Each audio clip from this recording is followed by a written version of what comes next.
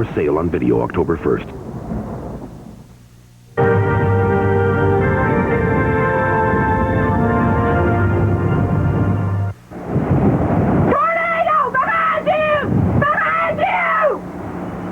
A large destructive tornado is bearing down on two neighbors just to the southeast of Louisville, Kentucky. Local TV station WAVE Channel 3 takes the unprecedented step of breaking into NBC Nightly News. Okay, here is the deal. We've had a tornado touchdown, semi blown off Interstate 65. We've now had a report of debris in the sky. Tornado going across extreme northern Bullitt County. Patrolman David Reed was on duty in the Pioneer Village community. As soon as it popped over the hill, there was no mistake. It was definitely a tornado. Everything was flying. You could see what looked like tops of houses. I'm sure it wasn't. It just looked like it. But there was a lot of debris everywhere. The calls start to flood into the Bullitt County 911 center. I'm in Pioneer Village. We have total mass destruction up here. Advise you have just damage to houses or houses down? Houses damaged, unable to locate any injured at this time. The tornado was on the ground for over 10 minutes, at one stage with winds as fierce as 220 miles an hour, an F4 on the Fujita scale. First, it touched down in Brooks, Kentucky, then swept across Interstate 65, knocking over tractor trailers before plowing through the communities of Hillview, Pioneer Village, and Mount Washington. Emergency crews rushed to the scene. They began a house-to-house search, fearing the worst. I would look at the house and wonder, well, where was you at in that house that you were still alive? Some of the houses, there's nothing but foundations left, and people were in them and lived to it.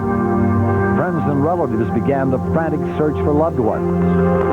How many people was there? A wife and kids. How many kids? I had two. Okay. Two, my sister, wife, and her kids. Okay. They're either going to be at the church, the fire department, or North Bullitt High School. Okay. Everybody that's not injured is going to North Bullitt High School. The scope of devastation was incredible. The tornado was 1/3 of a mile wide. Whole communities were destroyed in a matter of minutes. The view from above told the story. When I got up in the air, I still just could not believe that the way everything was twisted, mangled, cars thrown everywhere, people's property scattered for blocks and blocks. You know, I still just could not believe it. Even though I witnessed it come through, I still could not believe it. Residents got very little warning. Most people took cover when they saw the tornado approach. Taking into account the devastation, it was amazing that only 37 people were injured, and none of them seriously. Unbelievably, no one lost their life. Luckily, the storm had hit around dinner time, and not during the night. We heard the furniture flying around and hitting the walls, and we heard the roof being torn off the house, and the glass from the windows we could hear it crashing and flying around. It was really, really scary. Really scary.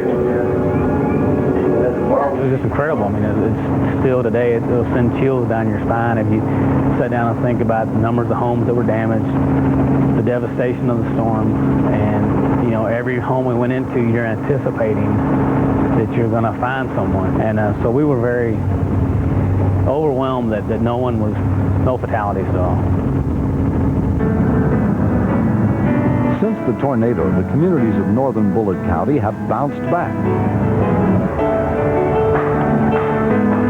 The residents of Hillview, Mount Washington, and Pioneer Village intend to rebuild their homes and lives. No. It may never come this way again. I could go down the road here a little bit and build a house. It'll all come right through there again. The tornado and its aftermath have caused many to reflect on that night. John Belsky at WAVE is no exception. Can't describe the feeling when I found out, no fatalities, very few injuries. When you talk about over 1,000 homes damaged, a lot of them destroyed by it, gives you a good feeling right here. That's what it's all about. Hey, people were listening. People were paying attention. Good for them.